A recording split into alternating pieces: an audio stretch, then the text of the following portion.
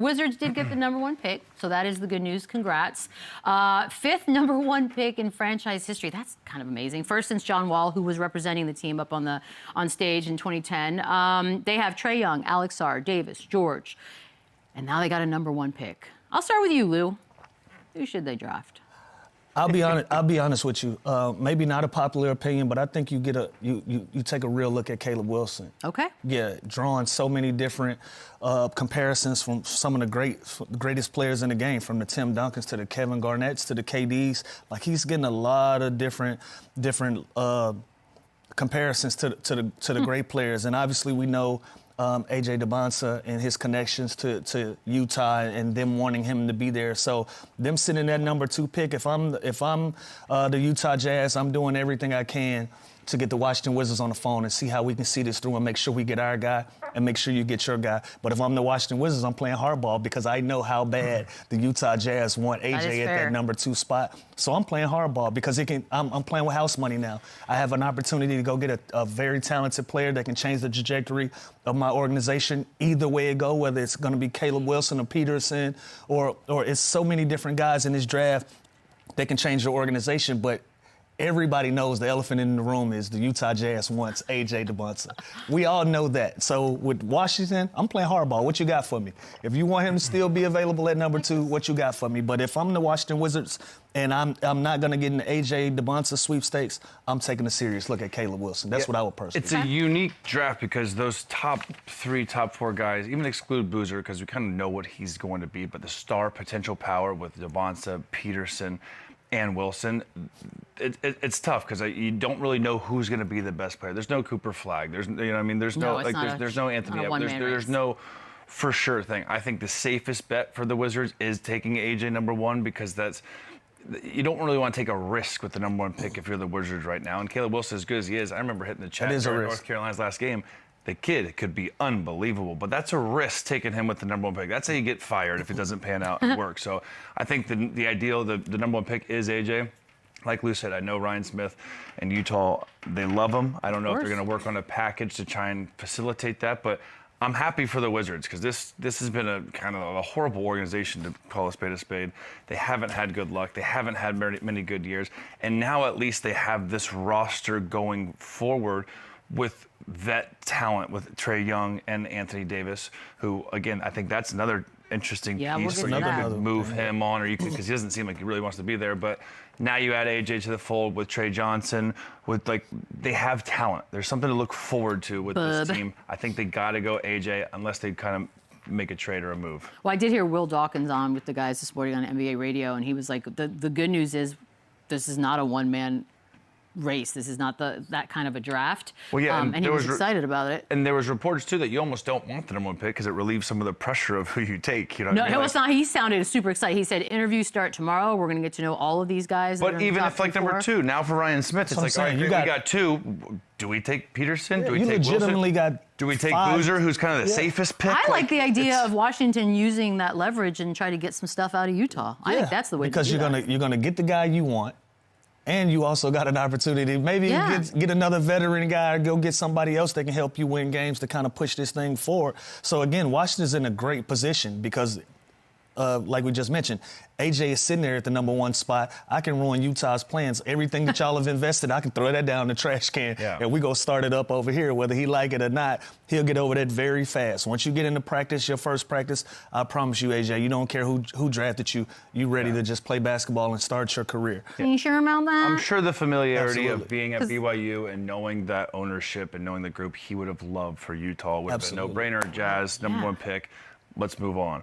Now there's some question. Now there's some. Did you see his reaction? Yeah, 100%. Let's show the reaction. You can react however you want, but again, how long you going? Everyone in the room was like this. Yeah, how long you going to had the same reaction. Ace Bailey did the same thing going to Utah, and he's. Do we have the reaction? Let's. No, we've seen it. He was I want to show it again. He was stone face. Yeah, there you go. Yeah, that's not stone face. How is that the look of it?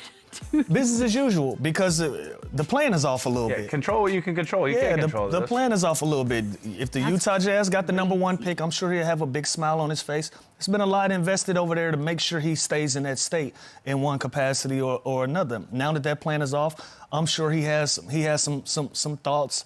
But again, once you get drafted, all of that is out the window. Sure. You're just excited to start your career. And I Even will John say, Wall was like, it was just a weird. Well, Shout fight. out to John. John Wall is having an amazing month for DC as a whole. Why did he look so not happy? But I will though? say this: either way, business. Washington or Utah, they're both going to be exponentially better next year than they were this year, right? Okay. And AJ, We would hope. he knows John Wall. He has a relationship with Wale. He knows Sure. Trey John. Like he has relationships there, and they're going to be good. Like I said, they have talent now. They have Anthony Davis. They have Trey Young. They have Carrington. Like they have Kabalier. Bilal Coulibaly. He was like the untouchable guy 2 years ago. Now he's like coming off the bench. Like this team, they've made progress. They got a lot of low numbers on that roster as And far on as the flip side, same drafts with go. Utah. Like now Utah can add a Darren Peterson or a Wilson to Marketing and George and Jaren Jackson. Like both of these teams are in great position going to the draft. So what you're telling me is we're going to actually see these two teams try next year? They're not going to try and lose so. on purpose. This And if is I'm Washington, amazing. while I got a little leverage with all of these young, talented former lottery picks and lottery picks on the way in, I'm trying to beef up with some veteran leadership, and I'm trying to get some real pieces around these guys to make it sustainable and make us a substantial basketball team. So if I'm trying to do that, I'm calling Utah, like, what you got? How much does it mean to I you? like that idea. I want to know how much does it worth mean to him. you? Does Yeah. it matter, like, is the pick in Ace Bailey You worth tell that us. number one pick? That's your don't know. man. That's your dude. That's your man. You Find tell out. us. How much does it mean to him? Text him. Honestly, I don't think it matters because I think those other guys, like again, Peterson could end up being the best player in the draft, no question. Yeah, Wilson, Cam I've seen it Boozer again. before. Sure, but that's not the plan. It's not their guy. It's not the guy they had a wanted. They dream. wanted the number one pick, Right. and they were going to take AJ. The That AD guy- of it all, by the way, there are some rumblings that maybe he doesn't want to be there. And now I'm wondering if you're AD and you see this roster and you see all these young guys, is that going to make you want to stay or actually make you want to leave more? I'm kind of on the fence about it because if I'm Anthony Davis and I've won a championship, I want to be in a position where I feel like I can compete for another one right away, especially with me just getting traded from LA to Dallas, now to Washington. That's one side of it. The other side of it is being honest with yourself and where you are in your career. How much time do I have left? Do I want to become sort of this veteran leadership type of guy where I'm the head of the snake along with Trey Young and we bring these young guys along and see what we can do? Or do I kind of force my way out and say, hey, yeah, look, young guys, y'all got it. Y'all can figure this thing out.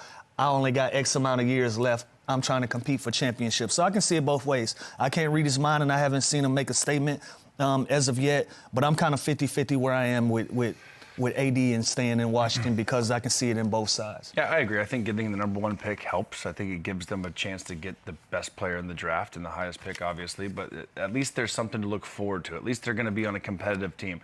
They're not guaranteed to be contend for a championship. They're not even guaranteed the playoffs. Like again, Nope. I think they're going to be better. I think they're going to be in that play-in situation regardless of what happens, just because of the jump they're going to make. But Anthony Davis hasn't been acting like he wants to be there. He hasn't said all the right things. Like Trey Young is all in, right? Trey Young is already following the guys in the draft. He's saying the right stuff to the media. Anthony Davis isn't, and I'm not knocking him for that. He's got no affiliation to this team or this city or this organization. Where or do you think he anything. wants to be? Well, he's playing chess. Like what? I don't know, but Playing I'm just chess, saying just- there's worse situations to have to go to next season than this situation in Washington, which I haven't said ever. Do you think AD's honest with himself? Like he's played 203 regular season games in the last 4 years, right? Do you think he is honest enough with himself or self-aware enough that people don't think you're going to play an entire season? They don't even think you're going to play I would 60. hope so. And that's what I mean. Like, he has to look in the mirror, look at everything that's going on in his career right now, and decide what's important and where he is realistically and what is his next step. Is my next step being on a championship team? Am I a focal point on a championship team? Or am I this veteran that I have a history of being injured, and I can kind of see some of these guys along, and we can accomplish some things on the way. Give Trey Young an opportunity to play with a legitimate all-star, somebody that's going to be in uniform for the Washington Wizards, that's going to give them a real opportunity to push this thing forward, if healthy. So it's a lot of questions to answer around Anthony Davis. Like you said, Bees, is he being honest with himself in those conversations? That remains to be seen because we haven't heard a lot from him yet. But I'm sure as the preseason turn up, as Summer League turn up, we'll start seeing it. If he shows up at Summer League to support the Washington Wizards and all of that, those are kind of little telltale signs when you know that a guy is dialed all the way in with their program. You also have to know if you're him, the narrative is that you're going to be banged up, you're going to miss time. Same with like Joel Embiid, same with these guys. I went through it in my career where I was missing time. That was it was going to happen to the health of my knees. Like, he's got to be aware of that. And again, this is a situation where at least they have youth and they have young guys to pick up the slack, and he could be there from the jump of something special on this team. Now, if that means nothing to him, that's also fine. Maybe he wants to go to a contender or a better city or wherever he wants to be. But at this point of his career, I don't know if he has that capability of making that decision. I mean, I don't know what the value is, and I think he's kind of in a good spot right now in Washington. So if I gotta agree there too. I think so too. It's not a lot of pressure on. It's not a lot of pressure on him. He could just go out and play. And you do have young guys. It's not a huge expectation level on him. Mentor Sar and like mentor these young guys. But at the end of the day, he's been to the mountaintop. He's gotten a championship. If you got one, you want another one. And I don't think they get it in Washington right away. In the next few years that they're there, they can build towards that area. But it's some other situations that are already made for them already. And here's the problem. When you look at the East, I know we're always poo-poo on the East. Not anymore. Pistons, Celtics, Knicks, Cavs, Hawks, Raptors, Sixers, Hornets, Magic are all probably still better than this team. Even with if AD plays next year. Now again, they have at least they have a goal next year to get to the play-in, to get to the playoffs. Like, they're playing for something as opposed to what they've been doing the last 5 years. You don't think they could be better than any of those? Philly's the wild card. The only team that I honestly don't trust in that situation is Philly, just because the age and the health of PG and Joel. But the East is not as bad as we thought. No, not even close, Lou. Like, I don't know. I'm looking at the top 9. It's going to be some furniture moving, but I like an AD and Trae Young led team. What does it look like? We don't really know. But if you're looking around the East, Pistons ain't going nowhere. Celtics, they got questions, but I still don't think they're going anywhere. The Knicks are trending up. Cavs, we'll see what they do in the offseason. I think the Hawks are trending up. The Raptors are trending up. Hornets definitely trending up. Hornets trending up. Magic aren't even on that list. They got some questions. They got some questions to be answered with their coaching change. And the 76ers with some personnel. You can put the Washington Wizards in that mix, but right now, just on paper, I can't put them even top 5 or top 6 at this moment on paper.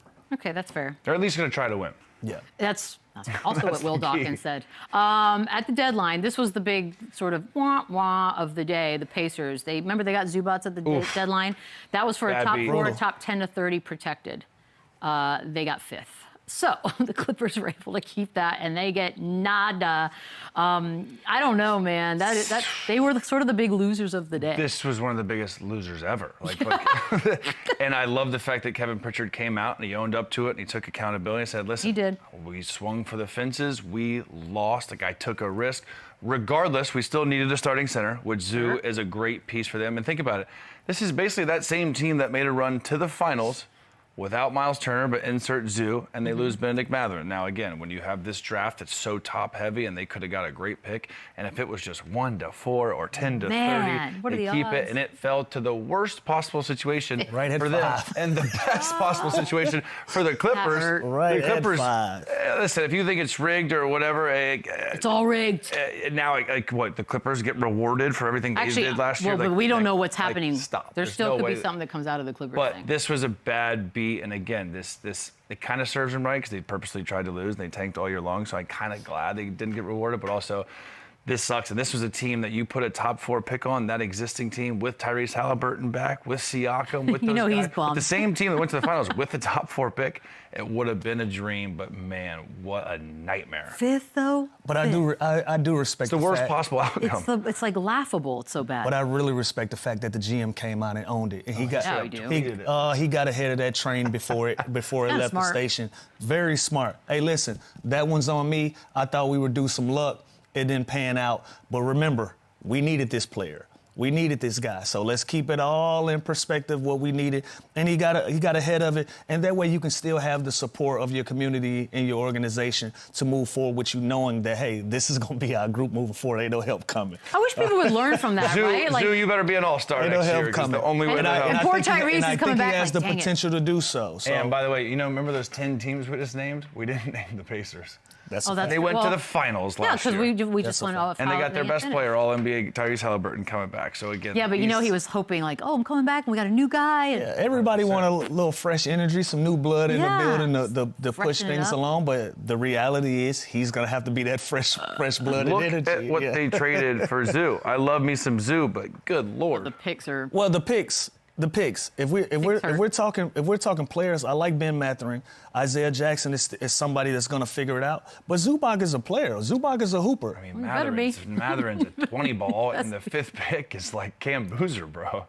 That's tough. It was the law. They were the man. losers of the day. That's tough.